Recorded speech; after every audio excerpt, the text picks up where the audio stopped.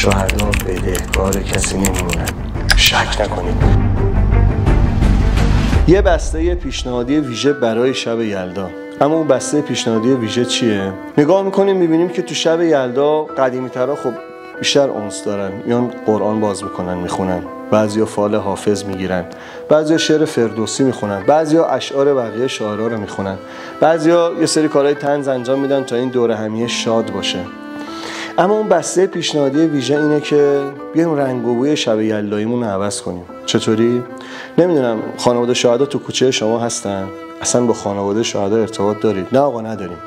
اونایی که دارن میتونن یه سر بهشون بزنن، بیان جای بچت خالی نباشه، تو این شب یلدایی ما به یاد شماییم.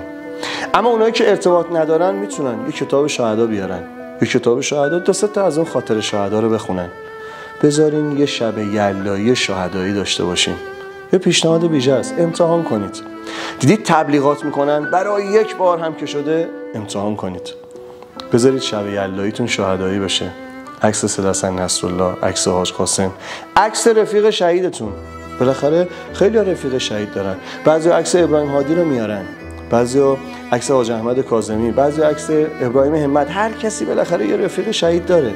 اگر رفیق شهید ندارید، یه رفیق شهید انتخاب کنید بذارید حال و هوای شب یلداییتون عوض بشه. وقتی شب یلداییتون شهدایی شد، در طولانی ترین شب سال، مطمئن باشید شهدا هم حواسشون به شما هست. شک نکنید، شهدا بدهکار کسی نمیمونن.